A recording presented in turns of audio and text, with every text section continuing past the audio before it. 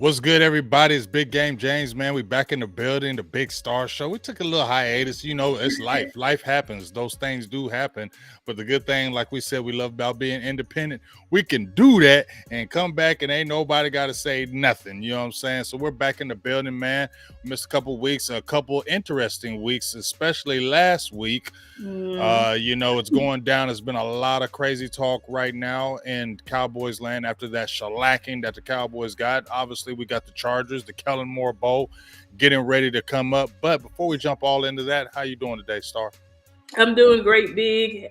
Well, as great as we can be after what happened on Sunday, but doing better. Glad to see everybody tonight in the chat. Like Big said, we took our hiatus, but we back. You know, like we never left. Sorry, like Rome says. So, just glad to have everybody in the chat tonight. Be sure to like the video, please. Share and subscribe to both of our YouTube channels. Oh yeah, here's all the chat flowing in. Glad to see you guys. Super excited to be here tonight and talk about Dallas Cowboys football. Yeah, so obviously we know what went on with the San Francisco 49ers. It was, to me, was the big test, and we got smacked in the mouth, left a bad taste in my mouth. I didn't actually get to hear you talk about it. Obviously it is over, but I just like to get I saw your thoughts on Twitter, but I just like to get your quick thoughts on it. As a whole, just the whole as a whole, how do you feel about that? As a whole, it was something, very difficult when it first happened to swallow, because since I've been a fan and actually been watching the team, I've never seen us get blown out like that. And then not on top of getting blown out, but you're getting blown out by your arch enemy, your arch nemesis. So that was something that, I don't know, I was just shocked, taken aback. Definitely had a meltdown on Twitter. Very just angry. Didn't understand what the hell was that. If there's any game that I thought that we was going to win, it was that 49ers game. I know many people did not believe before the season, but I was like, there's just no way we about to lose to this team 3 times in a row. It's no way. The coaches are prepared. We got the coaches, the players, everything. We should be ready to go. And then, when you see the game plan that was rolled out, I'm not going to lie, looked like Mike just called up Kellen and said, hey, what did we do last year? Let's just do that. And thus, our offense looked terrible. That was the first time I've ever seen Dak Prescott have a meltdown. I've never seen Dak have a meltdown like that. I know many quarterbacks, they do that where they just F it. But Dak started just effing it, I called him Carson Wentz. I say he looked very Carson Wentz, just throwing up YOLO balls. I mean, it was bad.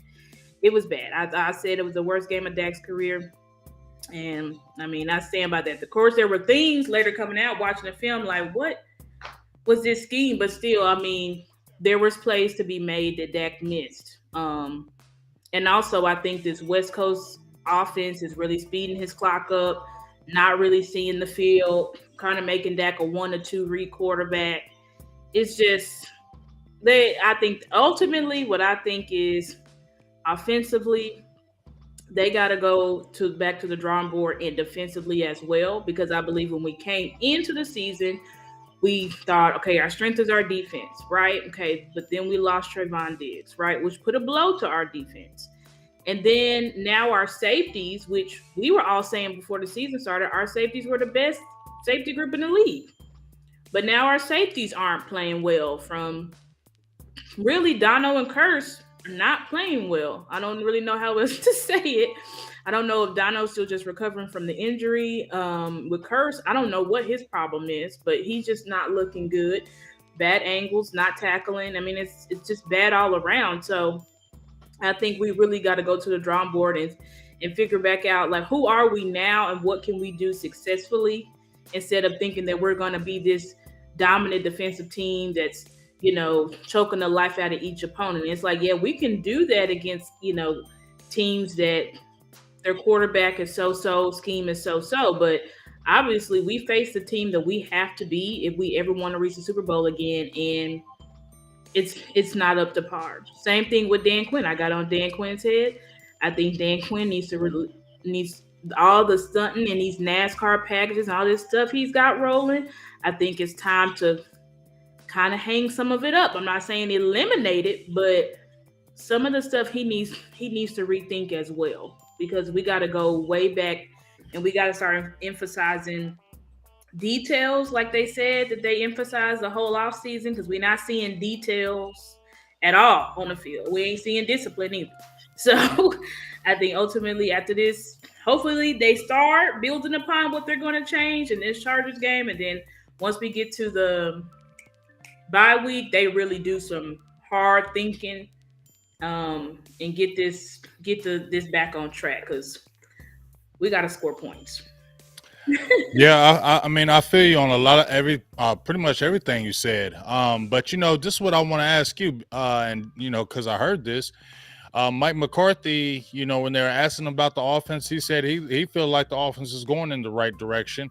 I mean, we scored 30 points against the Jets. We scored 40. I know it wasn't all offense against the Giants. Against the Patriots, 38. Mhm. We were attacking them. But it seems that when there's a team that kind of knows what we're doing, we get our butts kicked. You feel me? Yeah, So it's kind of like we're predictable. If teams can figure us out that easily, it's very predictable. yeah, But when I heard Mike, he said, you know, we want to keep turnovers low. We yep, want to we want to keep our defense. Our strength of our team is our defense. So we yep, want to make it easy. But what I heard him say was we want to make it as easy as for our defense as possible. hmm, Um, my thought is, okay, so is that what we're talking about when we're seeing the long drawn out drives when they're 9, 10, yeah, 11 play drives? yeah, Uh, you know, I hear what you're saying about the eternal clock. It looks like it's quicker because when I watched Dak in this last game, there were reads there, and it was looked like he was just trying to get the ball out quick. 1, 2, yep. bam. Just But there, if he would it have wasn't just returning, just right, literally locked in. like he locked in on his first read and Yep, stayed on the read, and yep, it was almost like there's other reads for you to hit, and there are other reads there if you just hold it just a little bit longer. Because I've seen a few plays, if and he had a little bit of time, if he had yep, a little bit longer, the play came open and you had yep, guys open.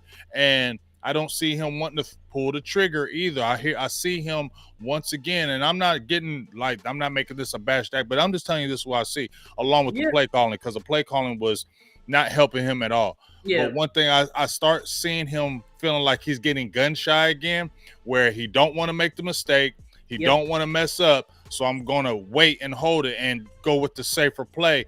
And now I feel like that's taken away from the offense because he's starting to play safe again and yep, have that interception thing in the back of his mind. And that's what I kind of see from Dak Prescott right now. yep. I don't think I couldn't agree more with exactly what you said. This I think the interception narrative that swirled that got to front office. From front office, it got to Mike, and from Mike, it's now flowed down to that. And if we look at it, everybody looked at it. All we needed to really do was eliminate the option routes. You didn't have to dumb Dak down or say, and I understand. I like some of the, West Coast principles. Like you can do three-step drops and stuff like that if you want to do some plays that's looking like, Joe Montana. But I think ultimately you gotta allow Dak to be who he is. Like I feel like the system what they're trying to do with Dak, like you said, is him only reading this side of it. You don't need to do that with him. Now, no offense, like a guy like Jalen Hurts, no offense to Jalen Hurts, he was in the Super Bowl, but that's the type of quarterback he is. That's what he needs, but he thrives in that, and that's okay. They also have RPO style that fits that more so. You're only doing one or two reads. If you don't see it, just take off. But like that's not really our quarterback. Our quarterback has evolved. He's developed as a passer. So he can, if you give him time, which he had, like you said, a lot of clean pockets. Now, it wasn't not like the offensive line just played like all world, nothing like that. I saw Terrence Steele, even Zach Martin get Right. beat a couple of reps. But there were times that we had clean pockets. And if you had allowed your quarterback, instead of just having him just focus literally one read, I've never seen Dak just lock in to one guy just looking the whole time. And then you're playing an elite defense like Fred Warner. He's looking directly at your eyes. Like that's why everything just looked like it was just completely covered. And then I had saw a chart today where Dallas Cowboys, when it comes to offensive perfectly covered face percent, like we're pretty high. Like teams really know. And I said this. I said every defensive coordinator a defensive coordinator in the league knows what Dallas is going to run. It's all about, do I have the personnel to stop it? Yes or no. I, Okay, but let me ask you this, Star, after you say that. Because the Niners, here's the thing. So here's the key factor to me is Fred Warner and them said that against Kellen Moore. They said, we know what you're doing. yep. That's why we shut you down. Now Yep. you got Mike McCarthy, and they're saying, we know what you're doing. That's why we shut you down. So you got two guys that one people saying that Kellen Moore, we missing Kellen Moore, but they said the same thing about Kellen Moore. The Niners said the same thing about Kellen Moore. We know what you're doing. We know exactly what you're doing, and we're just going to play this type of defense because we know we can shut you down because we know what you're doing. That's what they said about Kellen Moore. Then you got Mike McCarthy, and we're thinking it's going to be different, and you got Mike McCarthy, and they're saying, we know what you're doing too. So to me, the overriding factor of this is Jerry's the one that hires these people. It's frustrating because every time we play a team that's kind of good, they always know what we're doing. And I don't like that. Like how these teams, when we play them, they just can get our scheme and just figure us out. But you know what? It's just, I feel like we just ain't tough enough. We talk about tough. We talk about being tough. We talk tough, tough, tough. We a tough team. No, we're not. We ain't tough because every time we get smacked, we cower out. We lose. We start getting beat down, and we just don't lose. We get our butts kicked. We just didn't lose against Arizona. We got our butts kicked. We didn't lose to San Francisco. We got our butts kicked. Yep. That's the thing that I don't like. And then when I hear our supposed leadership saying, one thing, Micah saying, oh, well, we beat ourselves. No, we didn't. No, we didn't. We didn't beat ourselves. These teams came in there and whooped our ass. And then I see CeeDee Lamb, who's supposed to be our receiver guy, who's over there like, I don't know what kind of offense this is, and over there on the side pouting. Like I seen Dez get mad, but Dez didn't go to the whole side of the field and didn't talk to nobody. Dez stayed in that huddle, stayed on that sideline yelling at everybody. And people misconstrued it, but no, he stayed. No, come on, dog. We ain't gonna just sit here and take this. That's what I would hear Dez say. We ain't taking this. Get up, dog. Figure this out, man. We ain't gonna be doing this. We gonna win this game. And that's one of the things that I do not hear, because anytime we start getting a little bit adversity, like we talked about this right before we went live, I see guys getting quiet. I see guys getting coward. I see guys just looking at each other. And then after the game is over, then I hear all these tough guy quotes. I hear all the tough guy quotes after the ass kicking. Yeah. But I need to see it on the field when it's happening. Because I'm sorry, I'm not hating, but I'm not listening to J-Ron Curse right now. Okay? I'm not listening to you, J-Ron Curse, because you just said, Star, he don't look the same. He looks slow. He looks older and slower. Very slow. And within 1 year. Now, J-Ron Curse didn't have the greatest athletic ability already. Because he was like high 4.6s, 4.7s, like one of the reasons why he dropped in college. So he wasn't the super athletic guy. And now I feel like you're doing a lot of talking, but I don't know if that play can really back up the talking. And we got a Wanye Thomas. And I know people said it. That guy is ready. Yep. Absolutely. Now, are we starting to do the same thing? And this is the top again. Are we doing where we're doing pay for play again? I was thinking initially that, and I agree with exactly what we was talking about before we got live. we don't have any emotional leaders on this team right now, because anytime we're getting, like you said, we're getting our teeth knocked in. I mean, you can go back to last year when we got beat 3 to whatever. I mean, anytime we're losing, um, you just see a lot of it's like everybody from the coaches to the play, from the assistant coaches to the players, everybody is just the players just look defeated. It's almost like there's nothing we can do. I literally at one point saw Micah screaming, like, what can I do about that? I can't do nothing about that. After the game, they asked him about the issues with the run game, and he's like, well, listen, I just play on the edge. I don't know nothing about that. Oh, that killed me, and I said Yeah, that. like I don't know nothing about that. And it's like, Micah, You the leader. you're How the you don't know leader. that about that? Are you watching film? Are you like, I don't know how you don't know nothing about what the issue is, and you should know what the issue is. And so I feel like a lot of players, like, we need somebody that can give us some type of emotional spark, because right now we don't have that. We don't have somebody that can rally us back together. Even our Hall of Famers on the offensive line, like Zach, like, you're a Hall of Famer. I mean, you got more Pro Bowls and all pros and holding penalties, bro. Like, if there's one person that can talk to all of these guys, is you. Like, no one, Zach and Tyron are for sure Hall of Famers on this team right now. So we will listen to you because we understand y'all's pedigree. But like, they don't say anything. They just look on the sideline sad. Dak, who's our leader, which we know, puts in the work. Puts in the work. No one works harder than Dak Prescott. Everybody knows that, right? But on the field, Dak, like, you can be the nice guy, but you got to have that alternative personality when you on the field. You got somebody like Patrick Mahomes has that. Tom Brady had that. Psycho Tom. Like, you got to have that ability to You got to be an asshole. Aaron Rodgers had it. Right, Aaron Rodgers. You got to be able to have the ability to get angry and get mad if shit is not going right. Like, Terrence Steele, you're getting your ass beat. Talk to Terrence Steele. Like, hey, I need you to block.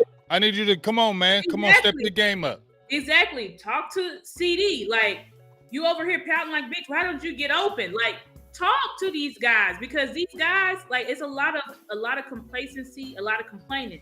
Now I hear after when they talked to Brandon Cooks today, he's like, Dak's really been like, he said the nice way of like, Dak's been on the wide receivers' asses. Like, he's been going, we need this, we need y'all to do this, we need y'all to do that. But it's like, for once, Dak, like, it's good after the fact to do that as well. But on the field, we got to be able to pull. We can't, every time we face adversity, we just fall apart. We have to be able to have somebody say, let's go. We're going to do this. We're going to win. Dak did it last year, the Texans game, when we for sure thought we was losing that game. Everybody's like, this over. Dak threw that pick. Everybody said we losing for sure. Dak went in and he said, we winning this game. So every single one, we winning this game. He went perfect. We go down. We score. Like, we need somebody to rally our guys in adversity and say, hey, guys, I know we're sucking right now. We can get it together. We're going to win this game. But I think on Sunday, like, Dak just could not, because he was caught laughing after, I think, his first or second pick. And I'm like, that's like angry laughter. You ever met somebody who, when they mad, they just start laughing? Because it's like, I think Dak in his head was like, I can't believe this shit. Like, all the preparation, all the shit we did, I'm playing like this. We can't get separation. My defense is falling apart. Like, no one expected that at all. Like, no one saw that coming. Not even the analysts. No one said Dallas was going to get blown out. No one said that. So I think it was just a shock to the whole organization. Like, you just can't believe it. You're just like, I don't know what's happening.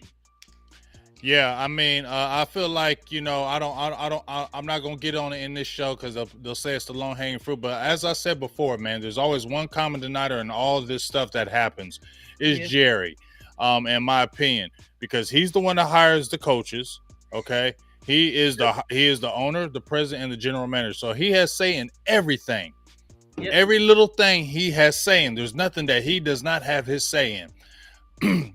And I feel like it festers our team, it neuters our team, because you just talked about we don't, it's the brand, right? Yep. Now, I and please, people understand this because we're gonna get into the Chargers here in a second. Please, people understand this that I'm not sitting there turning on Micah or anything like that because I understand what this world is now. But Mm-hmm. it just seems like when you come to the Cowboys, it becomes about the brand, even for you players. It becomes about the brand too. Everybody wants to have their brand. We saw with Jalen Smith. Yup. We saw the brand. We seen it Yep. with quite a few players, and it could be a selling point that's I don't know if they use to free agents. Hey, you might not make a lot of money here, but we got we're the Dallas Cowboys. You can get commercials here. You can do Yeah. this. You can do that. You can get that here. I don't know those conversations, but it seems like that is in the forefront and gets in the front of what we are ultimately trying to do. And it Mhm. takes away our toughness, in my opinion. Yeah. And that's why you see teams just rolling through us like that, dog. Because they and what's the thing we always say? Man, they tougher than us. You know what I'm saying? They Yeah. tougher than us. We Yep. always hear that, Star. Anytime we play, we ain't tough enough. Yep. When we We saw had Garrett, what was the thing? We ain't tough it enough. Now enough. we got McCarthy. We ain't tough enough. There's got to be one common denominator in that. Shout out to Big Dale, Big Dallas, 8604 for 199 holler. Jerry Jones is the curse. I mean, I just feel like that thing hangs over our head and it trickles down. And I'm not hating on the free agent moves we made and all that. But it doesn't. Sometimes you can do everything you want, but when you got that cloud over your head, no Yeah. matter what you do, Yep. something will always happen. Yep. And it just seems like that, but I don't know. It's just frustrating because I keep on, I'm tired of seeing the same thing, Yep. Star. Every Yep. year, I'm like, this could be different. This year, I'm saying it could be different. It could be It could be different. different. It could be different. And then Eh, it seems like it's always some shit. I put that on Twitter. I said it It's seemed like always some shit. it's always some shit. And it's like, listen, and I totally agree with you. It's like we saw it in all of our players. Like from Micah, the dog in him from Penn State. Does that seem like the same? Do you think that Penn State Micah going talking about Kittle is our guy Right? and You feel yeah, me? after the game, friendly, shaking hands with Christian. You the only person. There was no one else around. It's like Micah, you the leader of the defense. You supposed to be leader of the defense, and you the only person on the field exchanging jerseys. It's like if you really wanted the jersey that bad, bro, like y'all can't do that. I don't know at the locker rooms or say, hey, bro, like just send it to me in the mail. I don't know, but to be doing that on the field after you got Taking pictures, embarrassed. You got taking pictures, embarrassed. taking pictures. You got embarrassed, Micah. Like, what don't you get? And what signal does that show to our young guys? Like, that's the type of stuff we talking about.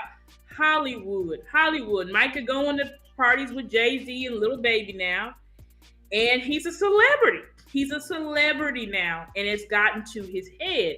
But we just the softness of the players. When you go, like, you look at the toughness of Mississippi State, Dad. Like, you can tell. Look at you even got to go back to Mississippi State rookie year, Dak. Right? Like, there was a certain toughness and energy that was inside of our guys. And one thing I will say, like, even when we were under Scott Linehan, he gets a lot of criticism, but we were a hard nosed offensively. Now our defense, yeah, but hey, we went 13-3 that year, so we just faced the Green Bay Packers. They just had our number, right? Aaron Rodgers was our freaking boogeyman, bro. We lost that game with a field goal, but either way, it's like our players they leave that mentality that they had because that's why everybody wants them. Like, wow, these guys are dogs. Every time we get drafted, it's like, dang, look at them on the field. And then they come to the team, and it's like that same hungriness and play.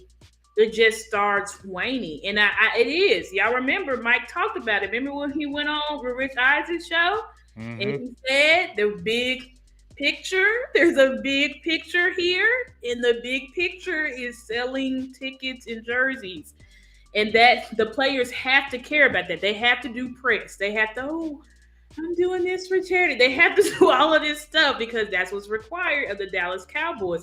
But I was looking to Mike, and it seemed like Mike had changed it because guess what? Last year, no teams had beat more winning teams than us. Like what we did at Tom Brady in Tampa. I'm thinking, okay, Mike has really shifted this. So now, even though we got Jerry over our heads, we still got Mike, right? Who's kind of instilled that Pittsburgh hard nosed type of attitude.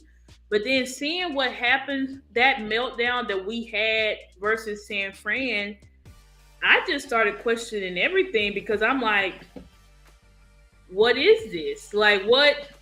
There's just no way. I don't understand. Things just got completely out of control, and the players just gave up. And that's not what you want to see from. You never want to see your leaders give up, and like everybody just gave up, and it's Yeah. like I don't.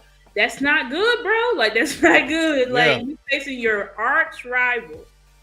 Arch rival. You just gave Right, up. rival, big time. And see, it's almost like it almost felt like y'all didn't. It's like y'all didn't understand this rivalry. It's like these Niners came in like F you.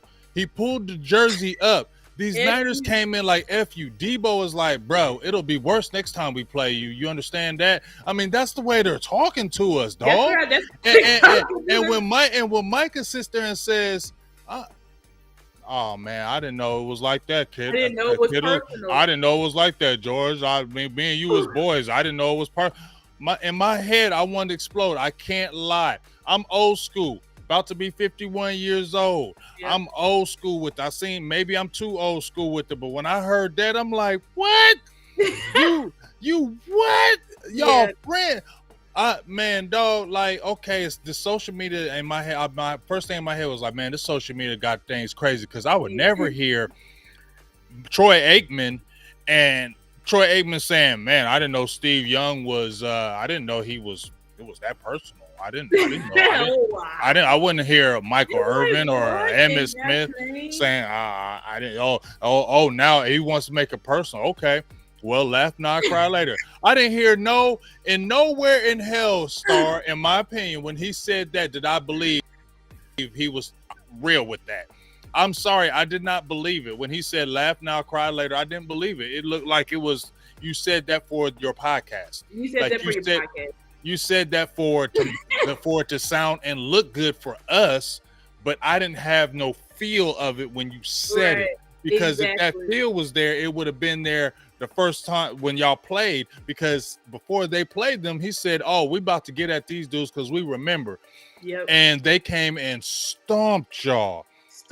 Just like think of the game. Think of the other two games. At least they was competitive.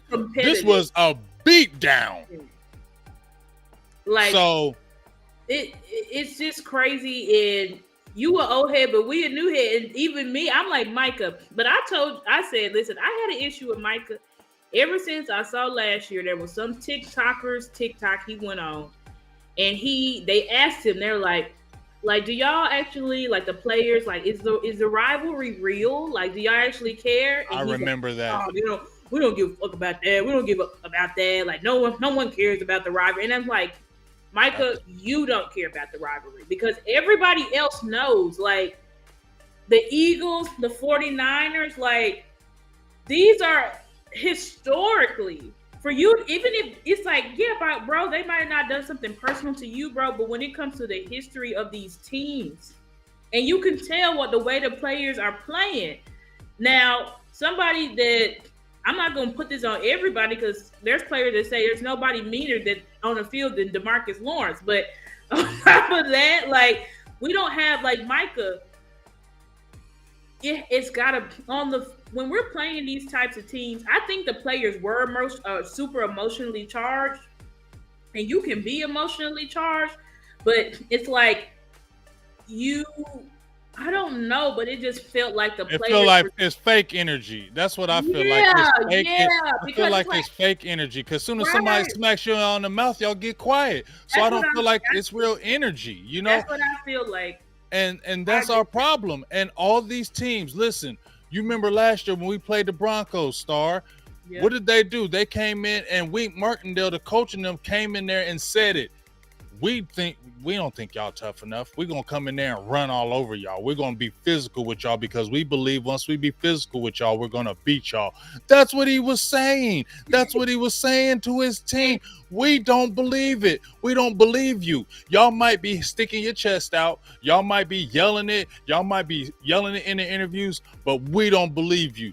When we get you on the field, we're gonna whoop your ass. We're That's gonna show almost you who we are. We're gonna show you who y'all are. Like, and you. the thing is, they said Shanahan, DeMarcus Lawrence. I didn't even know he said that, but talk about DeMarcus Lawrence talking about we the best defense in the world, and and that's what Shanahan And you, told when the you team. saying that, It's like yeah, when you're saying those type of things, those guys are like, yeah, all right, we about to see we're if about you to the best smack team, y'all. and that's why Shanahan at halftime, that's what probably motivated Shanahan because at halftime, I ain't gonna forget what he said. Oh, so what do you think? What do you think, Kyle? What's going on? Well, let me tell you what. This should be more. We mad at ourselves because we should be beating them even more than we're beating them right now at halftime. He Just was mad at. He said we should have. Basically, they wanted to run the score up on us, dog. They wanted to run the score up they on us. wanted to embarrass us, and that's exactly what They they did. came in this game to embarrass us. You feel And me? we got And embarrassed. we got embarrassed because they didn't believe it. They were saying to themselves, we don't believe all that fake talk y'all doing. We don't Yep, believe all that fake tough talk y'all doing. Wait till you yep, come here. We're going to smack you in the mouth. And yep, that's the ultimate issue. We can talk about the play calling. We can talk about this and that. But every time I see a team get physical with us and say, that's what we're going to do. That's what the Cardinals did. They said, we're going to run on you all day. That's what they said. We're going to just run on you. They didn't fake it. They said, we're going to man on man you and run on you. And that's what they did. They with Joshua Dobbs, I'm not hating on Joshua Dobbs, but really? That's what we're doing? Joshua Dobbs. The offensive line, the Cardinals. So let's fast forward to the Chargers right now. I'm going to get your Okay, key. I'm going to get your keys to the game. okay. Pull them up right here. Big Star keys to the game. We're gonna talk about these Chargers. They ain't tough to me, but hell, this is the Kellen Moore Bowl. This is crazy. This is the Kellen Moore Bowl, and Dallas, you Woo. best not lose this game. Here's Yep. some of the keys to the victory. Go ahead and give it to me, Star.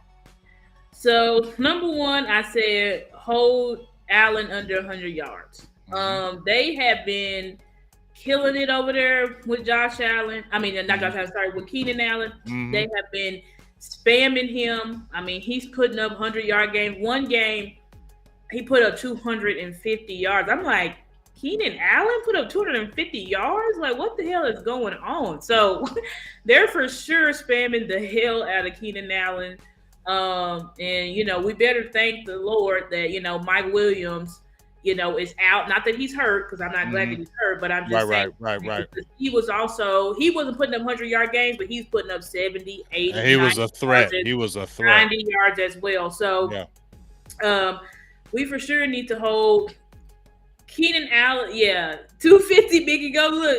Look at one of the. I think it was the second game they played of the season. He putting up crazy numbers. I mean, and of course, we already knew when Kellen got his hands on Justin Herbert, he about to be throwing that ball all across the field. And that's exactly what he's doing. Herbert's thrown 40, 48 times a game. He's throwing Herbert's arm out, but we already knew that.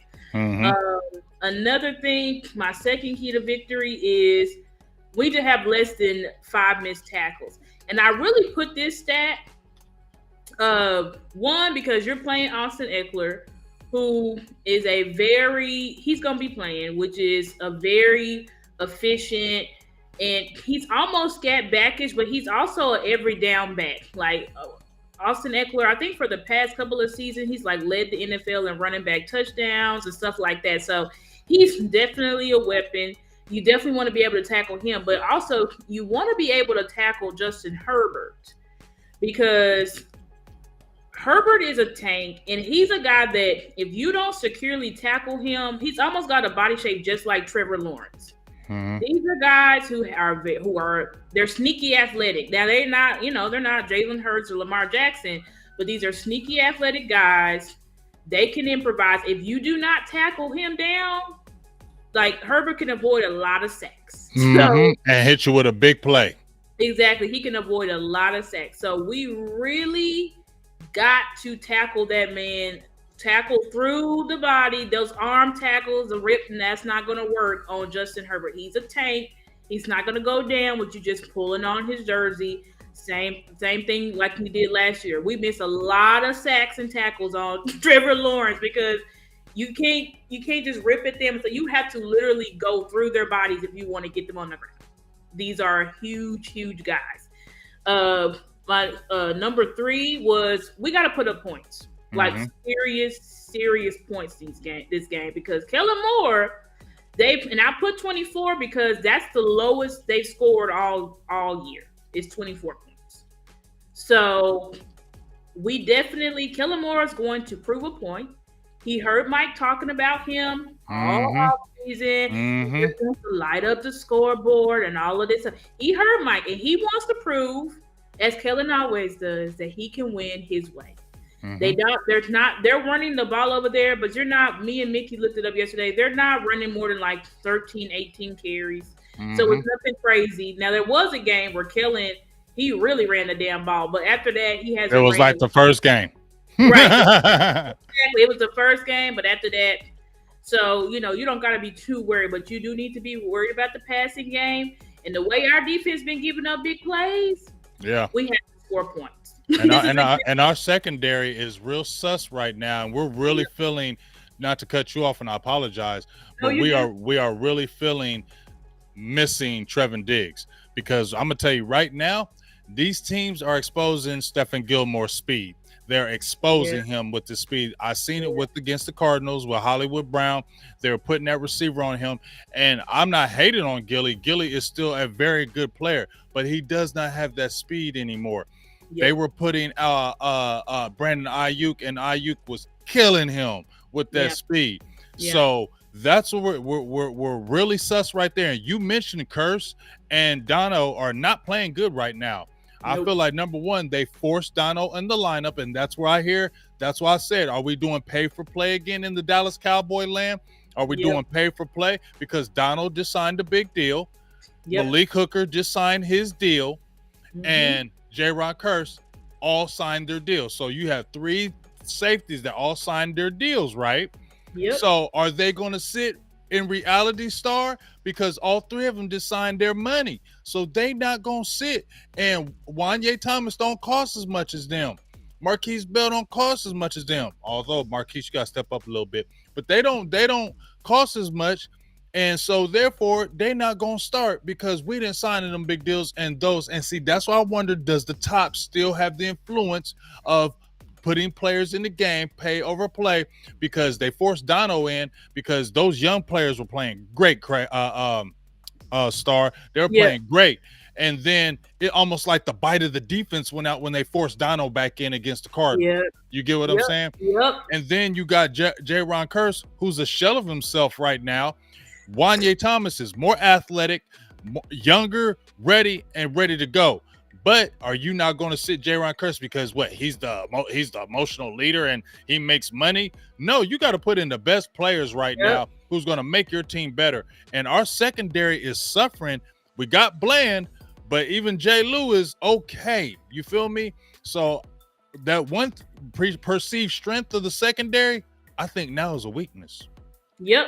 And I agree with that 100%. And as far as I forgot to speak on that. So as far as see who I was blaming and why I think this is a Dan Quinn thing, and I know people are like, well, Dan Quinn don't really play favorites. He has to because there's no reason to have Curse on the field over Wanye. Curse he's on his last year his deal. He was clearly the only safety out. We know he's gonna be gone next year, but yet he's continuing to play over Wanye. Which, if you want to look at play, now Dono don't look good either. But if Dono has gotten, some tackles for loss and stuff like that, I think it's still the injury. But when you talk about who is really, really, really lacking, it's Dan Quinn's guy, who's also his green dot guy. He already said it. They were like, well, who's going to get the green dot since Leighton's out? He said it'll be Curse or Hooker. So I think this is what and we know it's going to be Curse before Hooker because that's how DQ does it. Like that's how he does it from Lady Vanderesh to Curse to Hooker. If Curse is out, so I really think Dan, this is a when it comes to the safety issues, I think it's a favorites issue. Now, when it comes to Mm-hmm. and that's on Dan Quinn because Jerry and Steven, like I said, they did not pay Curse. So I don't think they care. This is not a thing with them like Curse needs to play. No. I think this is more of a Dan Quinn thinking Curse is our emotional leader, yada yada yada. He's my green dot guy. I need him on the field, even though he's not playing up to standard, and that's an issue. That's why I was saying there's gonna have to be some cold, hard, real look and decisions that Dan Quinn's gonna have to make. Another thing that Dan Quinn is doing that I don't understand, why isn't Izzy McQuamu suiting up? Why? Yeah, right. We Yeah, haven't we even he seen hasn't him. been active for the past like 2 to 3 games. You continue to have Noah Iganagwani out there. He just got here, and we saw what the 49ers did to him as soon as he went in there. We attacked him. Attacked Izzy him. McQuamu is battle tested. Izzy McQuamu played in the playoffs versus Tom Brady and then had to play the 49ers. Like, he's battle tested. We know he's ready to go. And remember, Izzy McQuamu is not, everybody thought that he was like this special plan, and he wasn't this special plan. Literally, Dan Quinn had Curse tell him the week before the playoff game, you're playing. So this is a kid that's ready and stays ready, but yet he's not even suiting up. And we know he can play special teams. So I'm like, did he piss off Al Harris? Did he do on the But think about Dan this though. Think about this Yeah. too, though. Star. Think about this too. What did they do with Kelvin Joseph? Yep. They traded him. They Yep. traded for Noah. So once again, that's where I feel like they traded for that player, so he can't sit because we traded for him. So he got to Oh play. my Lord. I'm telling you, this is not just with the offense. This is not just with the defense. We saw with Leo Collins remember when Terrence Steele Yep. was playing That's good, true. and then Leo Yep. Collins got healthy. They forced Leo They right sure back did. in there because he Yep. makes the money, and I feel like they do that with all the players. Whoever's making that money, just like with Schoonmaker, we drafted him in the second round. He really did has to force play things, yes. no matter what he's He doing has on the to field, play. he has to play. You just had Jake Ferguson go 7 for 7 for you, get 77 yards Yep. and looking great. Then you go against the Niners It's in your Schoonmaker. first series, you got Schoonmaker out there. Dak threw it to him, and you threw a bad pass, Dak, because you had way too Yep. much heat on Yep. it if you threw a better pass. But I don't trust Schoonmaker's going to catch it because you done already dropped Exactly. passes. You just dropped a touchdown the Exactly. week before. So why are we starting you when Ferguson went I think crazy in that game? Why isn't Ferguson they're getting trying to that now they're for pass? sure trying to prove a point. Now I can say that could be Jerry and Steven, but I Right, agree it but could be that's what I'm Jerry and Steven on saying. that, but it also could be Mike on that as well because everybody was saying that we picked Shoemaker that high because Mike was saying he needed him. He needed a tight end. That was been the rumors, right? It's never been 100% confirmed, but everybody is saying that was Mike's pick that high there. So it could also be an ego thing. It could be a Jerry and Steven thing, but it also could be an ego thing with Mike. So because I don't know, I'm not understanding the whole Shoemaker thing. It does not make sense. Like Shoemaker was not a high point scene guy in college. Like he blocked, which he's very good at, and he ran crossing routes. So why we think that he's going to be able to go up and high point these balls? You know who does do that? Jake Ferguson. And I believe even though that pass was high, right? That first pass was high. Jake goes and get And see, that. that's what I'm Jake, talking about. You need sometimes a quarterback needs your wide receivers and your pass catchers to compensate for maybe that's not it wasn't the best pass. I've seen plenty of passes that Kirk Cousins had done to Justin Jefferson. Justin Jefferson got to jump 20 feet in the air. I've seen it. I've seen passes that Pat Mahomes has thrown to Tyreek Hill, where Tyreek Hill really had to just go out for it. But it's like that's what separates the good, great to the elite wide receivers. Is that you got to have guys that will go up and compensate. You can't because when you don't do that, then your quarterback just looks worse than he looks worse because it's like now CD Lamb in the Cardinals game when he threw Go that up and fade, get you should have it. went up and It got it bounced instead of right waiting off for the the guy's ref. hand, off the guy's helmet, straight to your hand. Dak would have. I Dez mean, would have Dez got would have that. got Then that you look at star. CD again, right before Dak's second pick. Dak throws it to CD, hits CD right in the hand. CD drops it. CD has a tendency to do that when he really gets in his head and he's mad because I haven't gotten targeted this many times. Then he starts having a diva meltdown, and that's what I don't like. And even Schottenheimer spoke about that. He said, "Oh, I love when wide receivers they'll come to you and they'll be, like, I'm wide open, coach. I'm wide open." Then you show them the iPad, and you're like, "Where was you wide open at?"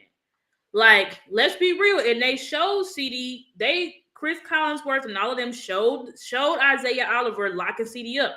Now that doesn't mean that we saw that there was times the CD was open. So I'm not saying he was just not open the whole time. That's a lie.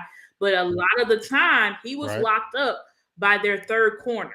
So that's also an issue. You know what I'm saying? So I think a lot of stuff. Right. Well, I mean, so that's what I'm saying. So that I think there's a lot of pause right now because remember it was only a year ago before the season started the organization was questioning was CD a number one. Yeah, Remember, that was last year. People were all, and a lot yeah, of us were we questioning sure if he was a number one. And then he went on that tear. And we're like, okay, were. he proved it to us. But I was listening to Okoye and a lot of his tweets. And when I was looking at his tweets, he was asking, I'm not just asking questions. I'm not saying nothing. I'm just Yeah, asking questions. Is CD a number one? Because you always got to open. scheme to get him open because when he's really effective is Not. when he's in the slot. When you put him on the outside, Mm, he does struggle. So a lot of times they got to scheme him open. So is he saying, is that a true number one? Because a true number one, you don't got to scheme to get open. You just get open. Like when we had Amari Cooper, you didn't have to he just scheme to getting get open. Amari Cooper open. Amari Right. Cooper got Period. open. You feel me? So that was a number one. And even right now, I can pull it up, but CD still plays more Yes, in the slot that's than the true. outside, and he's supposed to be your number one receiver, and he's still getting more work in the slot Yep. than the outside. And then, I mean, it's just a lot of things that we thought that okay, this might be different. It's Yep. really not because when I see Michael Gallup, I thought, let's see, Michael Gallup, he's a year removed. Michael Gallup is a whole He's a shell of super shell himself. of himself. And Because I remember that play. I'm and like, it's Michael Gallup used to impress. Y'all don't remember in 2020? Was that 2020? Yeah. Now 2020 when we opened up the season playing the Rams and Michael Gallup burned Jalen Ramsey off the line. Impressed. oh yes, yes, he was killing I them was that like, game. We were Michael like, that's what Gallup we talk about. used to be able to, like, if you press Michael Gallup, he could get open. Now he can't get no separation.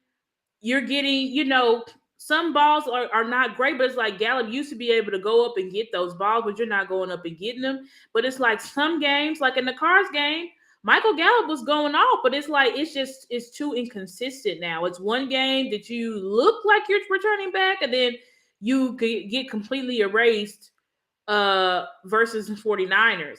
And when it comes to CD, I don't know. You see, we thought once CD went on that tear and he had all those consecutive 100-yard games, and I think he either tied the playmaker or he beat the playmaker in season with a 100-yard games. We were like, okay, for sure, CD's number one for sure, for sure. But then you look at this year, it's like CD, if we're constantly, like consistently, not saying this is not saying CD never gets open, right? That's not what I'm saying. But Right, right, for the right, right, most right. part, bro, like if we have to just consistently scheme you open, if you just can't get open on simple stuff like simple slants, go nine routes, drags, crossers, like you can't just use your God given ability to get open. You have to be schemed open, CD. Then that does make us question, like, are you truly in the realm of Stephon Diggs, Jamar Chase, Tyreek Hill? I don't know.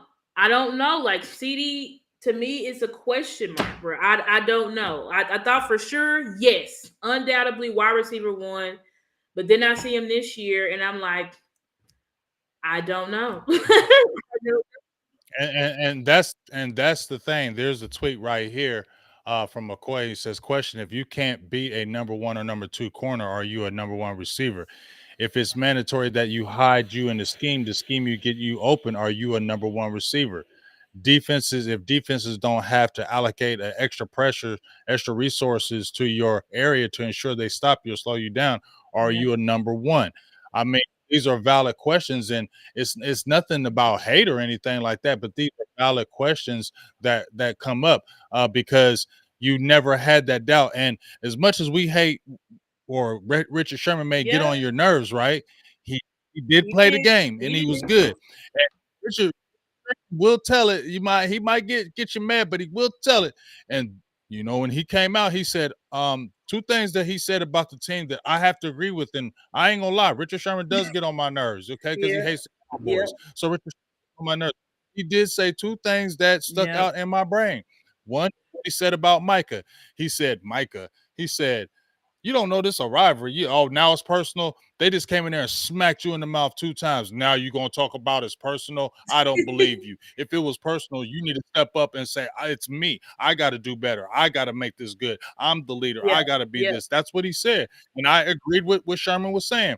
And then what he said was CD Lamb. He said, CD Lamb, he said, Jamar Chase, is he Devontae Adams, Tyreek Hill? He said, no, he ain't those guys. He's more like the Brandon Ayuk. He said, and those are really good receivers. He said, I'm not saying CD ain't no bad receivers. He said the second tier receivers I named are really good, but I don't think he's those guys. So my thing is a lot of things that we thought about the team, that we felt about the team in the beginning, as soon as we play some teams that want to smack us in the mouth, those things that we thought of our players doesn't Yep. seem as so. So that's what frustrates me because you're wanting to think that this team has changed and it has made something, it's a different squad and it's not what we've been seeing year in and year out.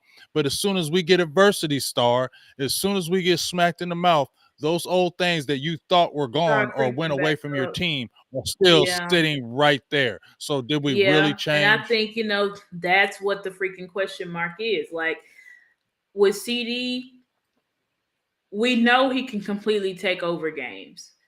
But when you look at how Mike's offense is and how Kellen's offense is, obviously but there were also some plays where CD did burn guys off the line. He's getting open, right?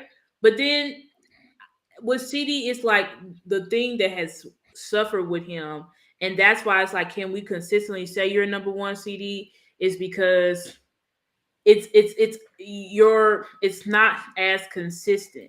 And I get, okay, well, he needs the targets to be able to match Justin Jefferson, a Tyreek Hill, a Stephon Diggs. And I agree, like, obviously if I don't get the targets, I can't obviously be on par with them number wise. But we also have to, and one thing I will say though, like, CD was never really a, what's it called, like a elite route runner, I guess you would say. And I think CD's route running has improved. But when you think about, And he don't and he got that doesn't have speed like speed that. like that.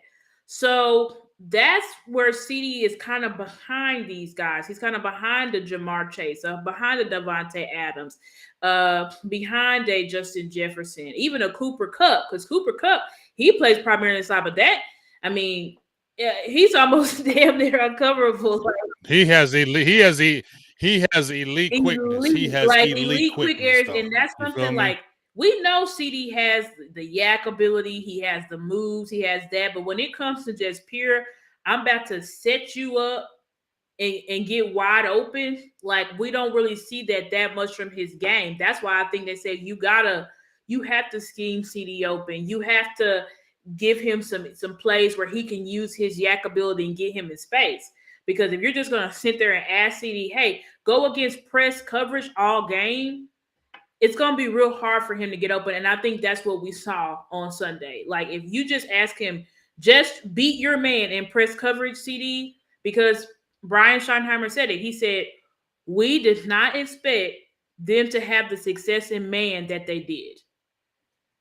That means, like, Mike McCarthy and them are thinking like, oh, y'all want to, they called a lot of slants. They're like, oh, y'all want to press our corners? We're going to call this slant. That's like a quick way. Slants, drags, comeback routes. That's how you beat man coverage. But the wide receivers weren't really getting open. Like they had the corners on their back the whole game. So it's just like I think we gotta look in the mirror and it's like Mike, y'all gotta do more. Y'all gotta y'all if we gotta scheme our guys open, we just gotta do that. Now, one guy that I think that we're doing a great disservice to, and I think that he Jalen will, Tolbert. yep, and I think who would be able to beat man coverage like that slant that Michael Gallup dropped and then Fred Warner got the Yep. interception. Jalen Tolbert catches that. Check Jalen Tolbert's stats. He's catching every single ball that comes to him, and it doesn't matter if Dak or Cooper Rush is throwing it to him. And remember also, Michael Gallup is not like Michael Gallup hasn't had a problem of the drops. He's remember his second year, I believe it was 2019. Yep, He had like it 11 was to real 12 bad. drops, Yeah, 11 to it was 12 real drops bad. that year. So it's not like we haven't seen this before. I'm on record, and I'm not hating on you, Michael Gallup, but I've been on record saying that when that contract came up, not to pay him and redraft another receiver. They paid him that money. I said, don't do it because you don't pay a second receiver like that, Yep, especially when he came off an injury, especially yeah, when he's already had nothing but leg injuries. Michael Gallup has correct. had nothing but leg injuries, and it zapped his athletic ability. That athletic ability that you It's spoke about gone. that we saw in 2020, it's not there any It's not longer. there anymore. We can't. I mean, and you can be an athlete. I played the sport. I played the Yeah, game, and you can still be athletic, but you won't be athletic as you used to. Like at my age, I'm still athletic, but I right, ain't nothing athletic like I used to be in before. So there's right. a difference, and those injuries have zapped it. And you're 100% right. It's just, yep, We talked about this earlier, Star. You had mentioned it. I believe I mentioned it even in training camp that I said Jalen Tolbert should get number 3. He should eat into Michael Gallup's. I said, yep, and I said also said that after this year, if they use Jalen Tolbert, they'll start thinking about releasing Michael Gallup, man, because you yep, could draft another receiver and then your guy will be Tolbert. Because right yep. now, Michael Gallup is. I know he had a good game. I know he had a good game the other game, but it just seems like it's not consistent with him. And Tolbert needs to get some wreck out here. Yeah, He needs to get some wreck. We got to see because you had all these glowing reviews about him, and now you're not even seeing him. and That's that's not a high good. round pick. That's our second round pick. And I guarantee you, if we give Jalen Tolbert a real chance, I think he won't give that spot back up to Michael Gallup. I Yeah. think he's ready to go now. We saw the plays he was making preseason. You've seen the plays that he's made in season. He's ready to go. And I think that he will probably be the most reliable target that Dak will have outside of Jake Ferguson because this is a kid that's hungry, that's gritty. He's not the diva that CD is. He wants to make his mark on the NFL. So literally, he just knows whenever the ball comes to you, catch the freaking ball. And I think when Dak knows I can go to you and you're gonna keep catching the ball, Dak gonna keep going to you because he knows he can rely on you. The reason why Fergie has led the team multiple times this year in targets is because Fergie is going up and getting the ball. He's getting open. I mean, 7 for 7 for 77 yards. I mean, what else can you say about that? I mean, you could when we saw Fergie put Fred Warner on skates and man coverage, that was a matchup we should have exploited. So that's also an issue I have with Mike because it's like, Mike, what happened to you've been an offensive coordinator, Mike, in this league. You've coached greats in this league. You know about matchups and setting guys up. So why weren't we seeing that on a consistent basis versus the 49ers? You had your offensive line. I just don't know. I don't know, but I think the coaches need to also have that talk about we should probably take away some of Michael Gallup's reps and give it to Jalen Tolbert because I think Jalen Tolbert's ready, and he did the work all off season to be ready to go. So that's just my opinion on it. Yeah. But I totally agree, man. I totally agree, and I feel exactly what you're saying. Like I said, man, yeah, this is and when I talk about this Chargers game, I think the Cowboys will win it in my opinion because this is the Cowboys way. yeah, The Cowboys will bounce back because we wait, get smacked in the mouth, and then when everybody's like, "Oh yeah, now they're gonna really get yeah, it." then we come out of nowhere and we surprise people, and then we're back. Okay, Cowboys, do it again. You know what I mean? It's Yep. just like the inconsistency of this team. Yes, we win games, but it's just like we got to win the big games. We got to win them tough Yep. games. We always seem to beat up on teams that we know we can Yep. beat. You feel Yep. me? The teams we know we can Yep. beat, we whoop Yep. them. The teams that like a Vikings or anything, we can beat Yep. them. But when we get dog teams, or we get teams that are saying no matter what we're doing, we're going to be physical and we're going to stay like this all game, it seems to just show up in an ugly way in It Dallas. does. And I mean, that's just my frustrating part of Yep. it. And I wish it would stop. But I feel like it still comes from the top and it just trickles down to your Yep. players. And I don't know. I don't know. Yeah. But as we get ready to kind of close here today, as they say, put a bow on it. What's your kind of thoughts of this Charger game, and what do you kind of think what happens? What I think is, I do think we're gonna win this game. Unless it's part of the NFL script that we lose to back to back. But other than that, I mean, I think defensively, we definitely have the personnel here to stop these guys. It's all about, are we going to show up to play? I like my matchup between Gilmore and likely Johnson, because Johnson is not really like an athletic guy. He's a, ex wide receiver, deep ball type of guy. So I definitely think Gilmore can handle him. It's just the shifty guys that he struggles with. I think Bland would be a good matchup I would put Bland on Allen. Mm-hmm. And but then that also brings, okay, but what about Jay Lou? So but it Right. feels like Jay Lou would probably be a better matchup. I don't think Jay Lou on Allen is gonna be a great matchup. So they really Neither do I. I don't think Neither that's do gonna be a I. great I matchup. don't like that at all. So they're really That's gonna have bad to figure business. that out.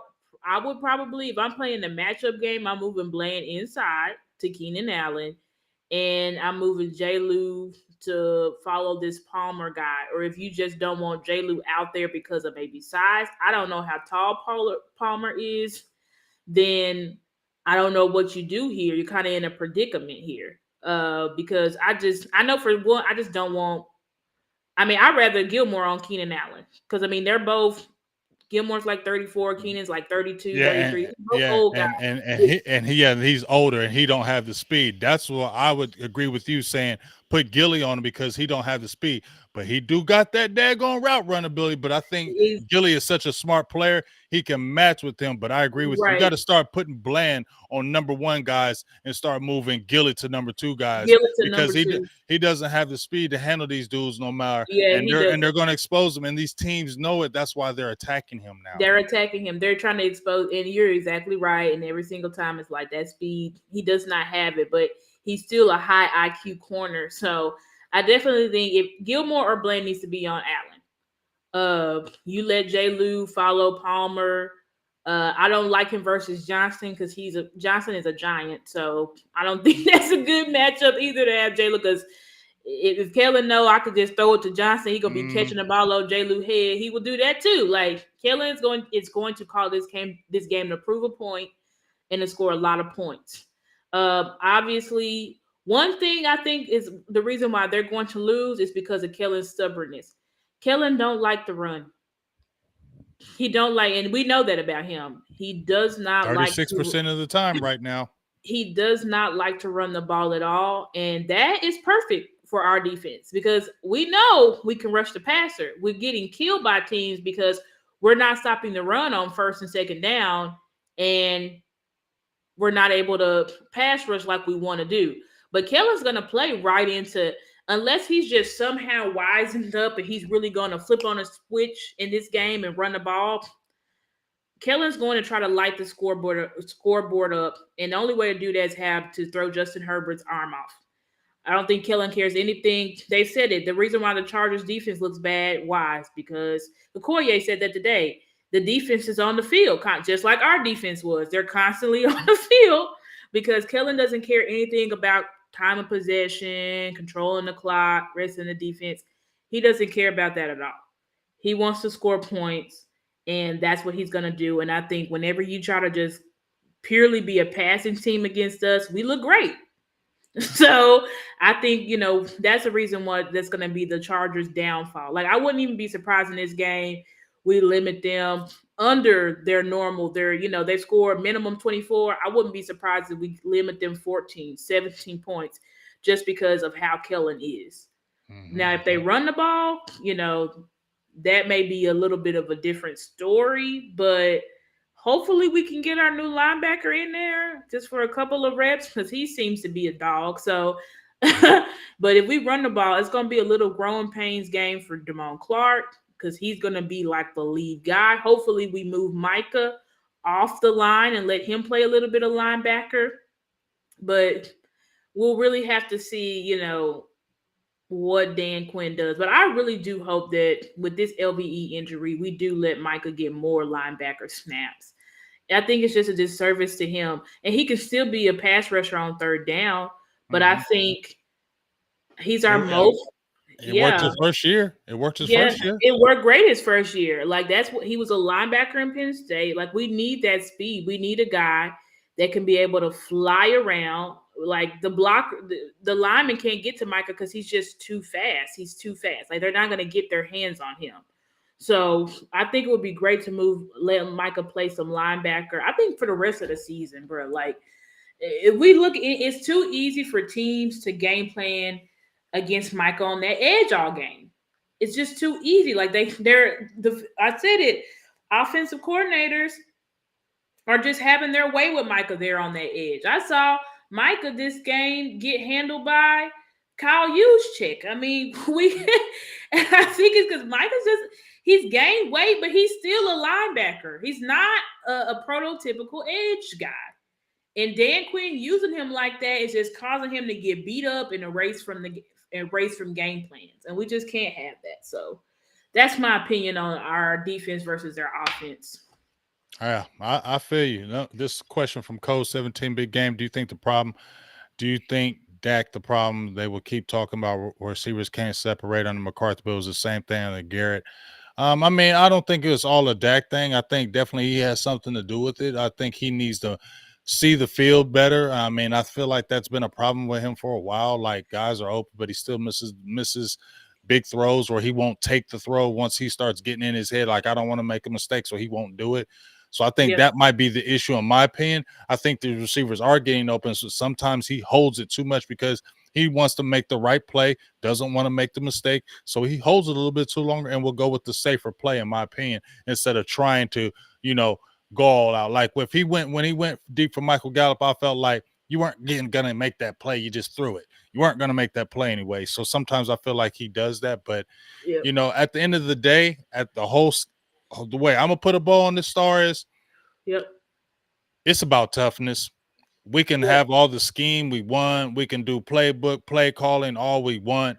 But every time we play a team that says we're going to be out physical than you, we're going to be tougher than you, we seem to fold. We see. And that's my problem. That's I my agree. biggest problem. I That's agree. my biggest problem. It hasn't went away. I thought it was different, just like you said. McCarthy's building the culture. Pittsburgh guy. It looks like we're finally tougher with this. We ain't Yeah, playing no games. Micah says after week one, this is a special defense. This could be even the most special thing I've been around, and then smacked in the mouth. yeah. So I don't want to hear that noise, dog. Y'all just the same way. So y'all gotta. I don't know. I thought you either have toughness or you don't. That's what I thought. You either got toughness or you don't. Oh, you I don't. don't. Yep. I I just feel said like that. Yep. I I feel said like that. you can't manufacture it. You either got it You or you either got it don't. or you don't. I coached youth football, and I used to tell the kids, man, you either tough or you ain't. And you don't got to front it to me. We can put you in a different position, where to play, but don't try to front it because the real tough ones gonna see it on the field and they're gonna smell it. And once they see that you ain't, they're gonna attack you, and Yeah. they're gonna attack you every single play, and that's what's gonna happen. And I feel like once they just see that, oh man, these dudes ain't all that. Let's really go after Let's them. bully them. That's what it just. That's just bully them. That's what That's that. it. That's what it seems. Yep. I'm sorry. That's what it seems to That's me. And until we get past that, these ugly things that we talk about, Star, are gonna gonna keep. reoccur They're gonna keep every time. happening, and I agree with that. It's all about at some point you gotta have just like that clip. Shout out to Boss Cowboy plays by the playmaker. At some point, you just gotta get down and dirty. And you got to have the players that can do it. I can only scheme so much. I can only scheme and game plan so much. At some point, the players have to win. At some point, you have to just use your God given ability to and win the damn win game. and win the damn game.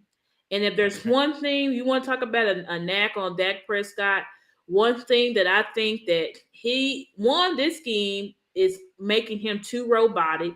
Last year, it wasn't that he was too robotic. He was slinging that damn ball, but it was the option route. But I think even before then, there was a mindset, and the last time we've seen Dak really do it was in 2018 when we was in the playoffs.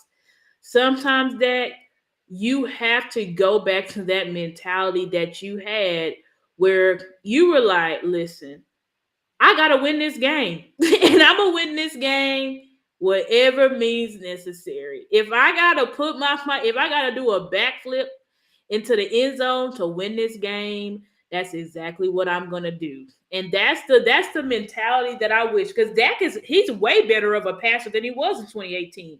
But if Dak can go back to that type of if they can just let Dak play free like he's used to play, then you will see that. But if Jerry and them, I don't know if it's coming from the front office or what, or continue. But even I talked to my brother about that. He's like, I don't give a damn what Jerry and them is saying. Dak, you have to make the decision. You the quarterback. Because F you're the Jerry? What only you one. gonna do? Right. Fire you? Bench you? What's he gonna do? Exactly. They ain't Jerry gonna do won't that. do nothing. If They ain't gonna bench you. if you win, beat the 49ers, because you like, I don't give a hell. I'm about Yeah, I to don't give a run. hell. I'm calling this play. Damn it, I'm about to that play shove ain't this working. I'm nigga calling out the this. way.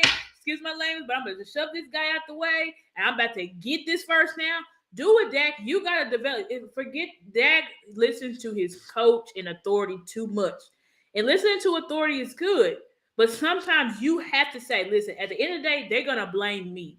If I figure this pass game ain't working, my receiver's not open. If I see that there's an opportunity for me to extend this play, I've got to do it. Because there's even been plays where it's like, He won't run. that's what I'm saying. But we know Dak can run. He did it in the I know. Cardinals game, but he probably got yelled at. So maybe that's why he didn't run the 49ers game. Because in that Yeah, I Cardinals don't know. game, where he scrambled for like 20 yards and he Right. juked the guy out. I was like, man, can you please do Can that you do more? that I more, mean, Dak? Because guarantee you, defenders are still scared of Dak. Dak is a tank. Like, he's not Josh Allen size tank, but Dak is a tank. And don't no cornerback want to have Dak Prescott running at them. Like, but he's got to have the mentality to do it. And I believe in that 49ers game, he should have put everything on the line. But he didn't.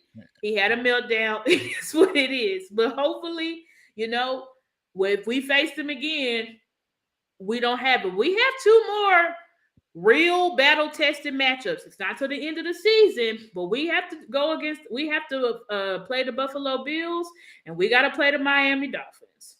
Those are two high battle tested offenses and defenses. So if we can, don't forget them Lions and we got to play and Seattle. Lions, and we got to play Seattle. So we've got 4 games that's really that's really gonna push us. So we have some games. We even though it seemed like it was the end of the world, we lost against the 49ers. We still have tough teams to play, and we can't mess around. Them 4 teams that we named, you don't want to mess around with those teams because you can easily lose those games. So we definitely got to play tough. And don't play around Monday. Don't play around Monday either. Because every game from, I mean, shit always been like that. But every game is a playoff game from here on out. Like, you're 3-2. You've already lost 2 NFC games. Yeah, you're playing with your seed in real. You're a wild card team right now. You're a wild card team right now. You've lost 2 NFC games. I said that Cardinals game was going to come back to haunt you. Now you got that San Francisco game. That's already going to show me that you're going to be a wild card. And just me, I just feel it. We're going to be a wild card. We're coming in as a wild card. You can still win 10 games or 11 games, but I feel like we're going to be a wild card. Now, that's me. I don't care what all y'all think. Y'all think what y'all want. But I feel like we're a wild card team now, and that's the way it is. Yeah. We can still win 10, 11 games, but that's the way I feel. Yep. But because those type of losses against the Cardinals come back and haunt you when you're talking about seeding and things like that. So The good thing about it is that we play the Chargers and they are an AFC team, so this is not another NFC team. Yep. But don't come in there playing around because Kellen Moore is taking this personal. He would love nothing better than to show up the Cowboys to Nothing let them better. know y'all made a mistake. He would love Nothing nothing better. better. We should Nothing all better. know that he is going to throw the kitchen sink at us. He may run a lot in this game just to be like, oh, you thought I was going to pass all game? I'm going to run on you all game. Like, y'all be ready. Be ready Be for ready. anything. Be Be ready for ready for anything. anything, Dallas, because remember, when teams want to decide they want to run on us, they do. Yep. So, and it's been proven. And So don't it's go in been there like that for years. It's been like that years. for It's been years. like this for years. And just because Kellen's throwing 66% of the pass plays on pass and 36 run, don't mean he gonna do it in this game. He may do it just to do it, create a point and make a point, be like, yeah, that's right. I told y'all I ain't gotta throw the ball all the time. I'm gonna just run on y'all. So come with the Cowboys. That's all I'm gonna say. Come with it. Come with your A game. We shouldn't have to tell you this. Y'all been talking in the media. J. Ron Kirsch, y'all been talking in the media. If y'all talking this media and y'all get whooped Whooped again, again. don't you say a word. Don't Don't don't say don't a don't word. don't you say a word because to me it's that fake toughness and I Yeah, don't want to hear it it. is Feel for me? sure. But hey, I appreciate you, Star. It was good to have us back on track Yep. after 2 weeks. We had a great show today. Great talk. Good real talk. Good real talk. Yep. And I loved hearing that. Do you got any final last words before we head off here? Um, no, I would just encourage y'all, please, like we said, like I said at the beginning, please like the videos. A lot of people in Yes. here, Yes. Yes. like the video, share the video, subscribe. Looks like I finally reached 100 subscribers. So woo, Yes. that's yay for Yes, me. and make sure you see she know her stuff, man. She know her stuff. Get on over there, the Stargazer Show podcast. Let them know all that. Matter of fact, let me pull the handle up. Let me Yeah, close this out. y'all follow me. There's the handle. There, Yep, yeah, there's the handle Stargazer right there. Sports. That's what I am on YouTube. So please follow me on YouTube, Stargazer Sports. Follow me on Instagram, which is Stargazer_sports. I'm on Twitter, which is at the Stargazer, but instead of a E in Gazer, it's a 3 and it's 2 R's at the end. I'm on Facebook as well as Stargazer Sports Media, and I'm on TikTok as well at stargazer.sports. So please follow me on all my social medias and YouTube, guys. I appreciate y'all rocking with us tonight, and hopefully we'll be back with y'all next week.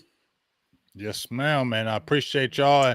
My B day is Sunday. I'm giving selfish plugs until it's over. I usually don't do that, but I'm giving selfish plugs this time.